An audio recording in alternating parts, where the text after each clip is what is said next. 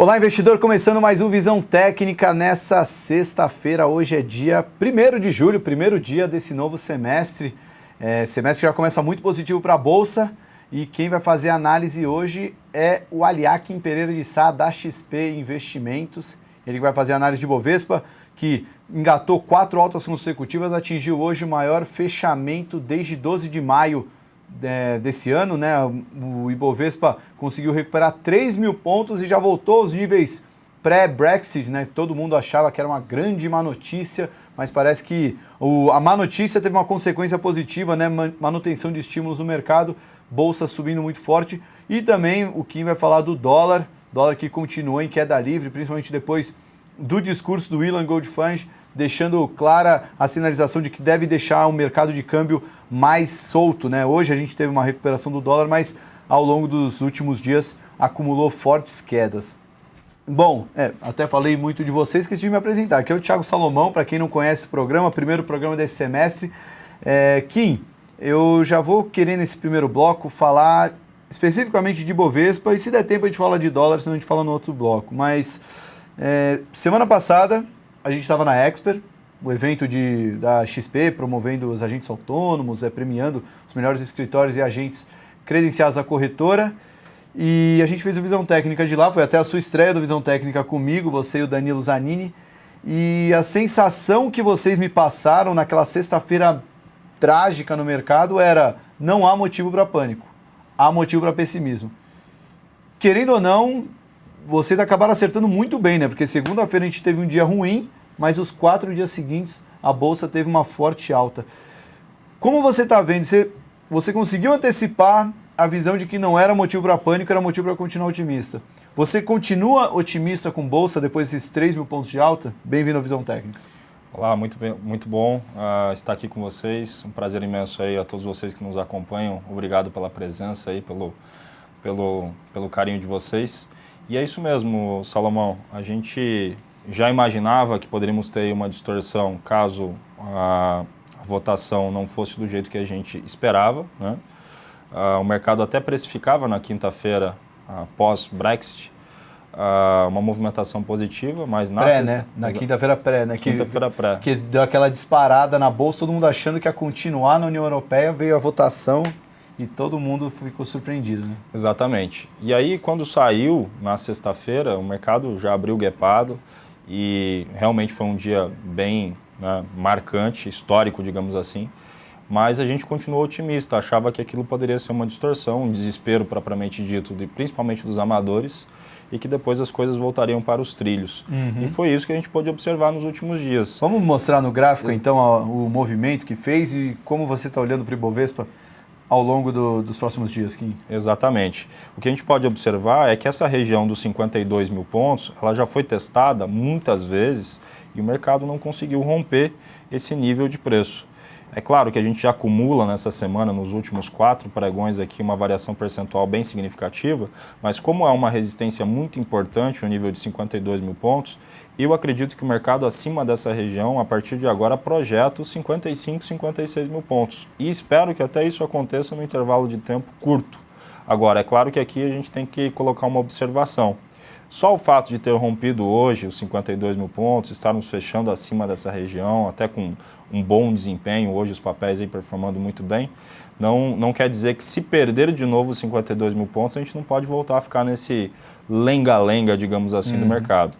Mas eu realmente fico muito otimista com esse conjunto de informações que a gente teve pós-Brexit, e principalmente com a dinâmica e o comportamento que o Ibov tem, fechando hoje acima dessa resistência tão importante. A minha expectativa é que a gente tem no curtíssimo prazo 55, 56 mil pontos como alvo aberto. O curtíssimo prazo você diria já semana que vem, daqui 2 semanas? É isso aí. Eu imagino que o mercado bateu tantas vezes nessa resistência que eu acho que no intervalo curto de tempo, de 1 semana, 2 semanas, a gente já deve estar testando essa resistência aí dos 55, 56 mil pontos. Agora, né, principalmente para iniciante, tem que se manter acima de 52 mil pontos. Voltou a ficar abaixo, atenção, luz amarela começa a piscar aí. Eu ia te perguntar isso, porque você ressaltou a importância dos 52 mil pontos, mas pelo que eu estou vendo aí, a gente fechou na faixa de 52.200, subir 3 mil pontos consecutivamente por 4 dias é normal ter uma correção para baixo.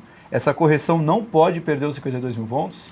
Exatamente. Se tivermos uma correção que venha trazer movimentação forte, principalmente volume financeiro, deixando o mercado abaixo de 52 mil pontos, aí é um sinal de alerta, como eu falei, luz amarela começa a piscar aí. A gente pode observar quando o mercado rompe um ponto importante, aqui do lado esquerdo do gráfico, a gente teve essa situação no mês de abril. Olha quando o mercado rompeu a faixa dos 51.500, né, esse nível de preço. A gente logo, rapidamente, em uma semana e meia, 2 semanas no máximo, a gente foi fazer topo lá nos 55 mil. Então, todas as vezes que a gente tem um rompimento de um ponto importante, sobretudo com volume financeiro bom como a gente tem hoje, essa é a situação de hoje, a situação da semana, abre esse horizonte extremamente positivo, Salomão. Legal, muito bom. Então, resumindo de Bovespa, abriu-se a porteira para buscar os 55 mil pontos, mas tem que ter atenção aos 52 mil pontos. Quem acompanhou os últimos programas, eu voltei de férias no final de maio, e de lá para cá, o Visão Técnica podia até botar o programa gravado da semana anterior, que era sempre isso, ó, tá entre 48 e 52. Entre 48 e 52 não tem o que fazer. Day trade, swing trade está complicado. Agora veio a grande hora, vamos torcer para que o mercado continue nessa tendência. Bom, antes de olhar para as blue chips, ver como é que foram os movimentos, vamos dar uma olhadinha no dólar, que ao mesmo tempo que a Bolsa teve esses movimentos fortes de alta, o dólar futuro veio perdendo altura, né, cada vez mais, e a gente chegou até os 3, o dólar comercial chegou abaixo de 3,19, o dólar futuro não sei se chegou a perder os 3,20. Só abrir o gráfico aí, agora conseguiu abrir? Sim. Esse aí é o gráfico do dólar. Esse é o dólar futuro, o mini dólar. Deu até uma recuperada no pregão de hoje, né, ficando em 3.270.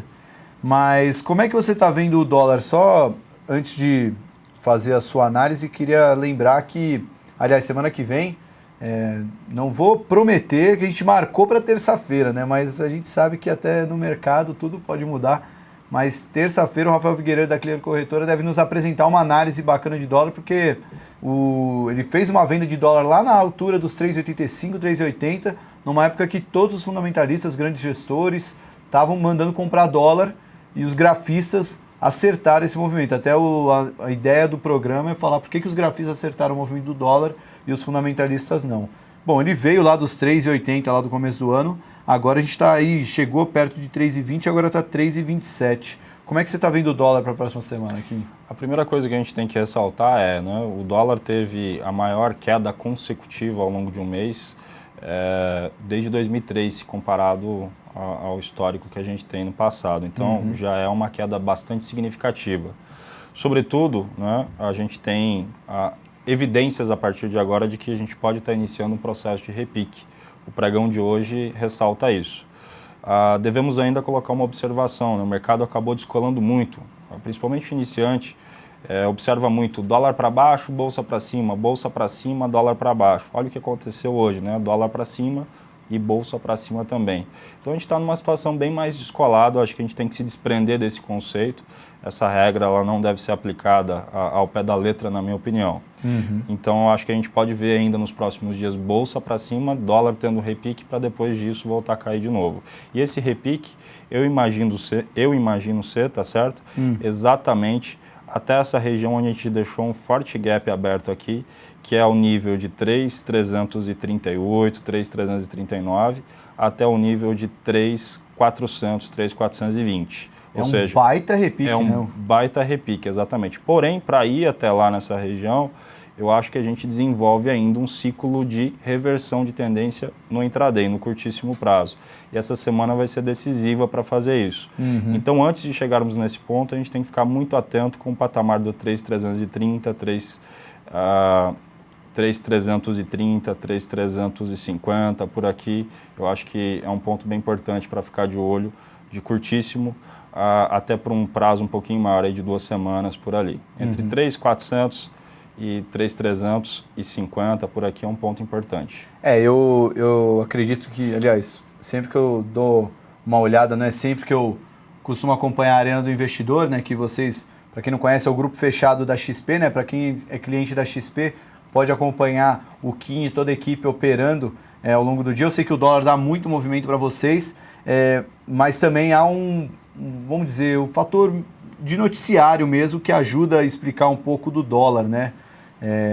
O Ilan Goldfarb veio com um discurso mais, vamos dizer, flexível em manter o dólar mais livre, mas hoje também ele já deixou claro que até uma leitura que muita gente teve, né? O fato dele falar que gosta de mercado de câmbio flutuante não quer dizer que ele vai largar o dólar até lá embaixo. Qualquer banco central trabalha com meta de câmbio e hoje começou as primeiras atuações, né? Começaram as primeiras atuações, veio um leilão na parte da manhã, veio a sinalização de que pode começar a zerar o swap, vieram outras notícias, então vale a pena ficar de olho, principalmente nesses pontos em que o dólar mostra uma forte força compradora, né? Até aí no gráfico intradiário, né? Bom, a gente fez uma mínima ontem ali por volta na final da tarde ali, né? No dia, aquele candle ali que bateu nos 3,22. Isso aí já é um pouquinho mais isso aí não foi hoje, né? Mas já começou a partir de ontem fazer o movimento, aí 1 da tarde do dia 30. Tem até fechamento de Petax, isso tudo que acaba fazendo o movimento, né? Então o mercado de dólar, essa relação é legal você ter mencionado, né, Kim? O dólar sobe quando a bolsa cai, o dólar cai quando a bolsa sobe. Não é uma regra, isso acontece mesmo, mas não é uma regra porque é muito mais fácil entender que quando a bolsa está subindo, o investidor estrangeiro está entrando, então é mais dólar aqui, o dólar acaba se desvalorizando, então a bolsa sobe e o dólar cai, mas como o Kim próprio mostrou, esse movimento pode acontecer os dois na mesma direção, né? Você está comprado em bolsa, pode ganhar, comprado em dólar, pode ganhar. Só queria te fazer mais uma pergunta sobre dólar. Essas regiões aí que você está traçando, aí o 3.299, só mostrar aí na tela para o pessoal ver, aí ali perto do 3.330, 3.327, você vê o dólar buscando esse movimento no curto prazo, ou ele ainda pode bater cabeça e voltar a cair? Com certeza, eu acho que pode bater cabeça e voltar a cair. É que a gente deixou hoje uma evidência de que a gente está iniciando o processo dessa queda toda de correção. Uhum. E esse processo, teoricamente, tem espaço para esses níveis. Até para o pessoal entender melhor agora aí, né? Quando eu mencionei o 3.400, aí já é um movimento de gráfico diário e, sobretudo, para fechar esse gap que a gente deixou aberto aqui usando exclusivamente análise técnica. Uhum. E a região do 3.350 que a gente mencionou anteriormente é a principal retração do movimento. Uhum. Até ali a gente ainda pode bater cabeça sim, Salomão, e até mesmo, quem sabe, acentuar um pouco mais a queda. Mas a perda do 3.220 leva a gente já a olhar para 3.200 redondo, né? Sim, mas o que é menos provável, acredito eu. Ah, tá. Era até a pergunta de probabilidade, né, que eu queria Exatamente. saber. Se já deixou claro isso aí, acho que já vale a pena ter isso em mente. Bom, para quem aproveitou a farra de venda do dólar, né, acho que já aproveitou, agora é melhor esperar. Essa queda toda que a gente teve de 3,80 para 3,20 nos primeiros 6 meses, já foi bom enquanto durou, né? Bom, Kim, vamos dar um intervalo rapidinho. Na volta a gente fala de blue chips, quero ver como é que você está olhando para Petro, Vale e bancos, que até olhei no gráfico, eu gostei da cara de Petrobras, não sei se você vai concordar, mas eu gostei mais de Petrobras do que das outras blue chips, eu queria ver sua opinião, mas depois do intervalo, 30 segundos, rapidinho, a gente já volta, só um intervalo para pegar uma água e a gente já está de volta para mais Visão Técnica. Fique ligado!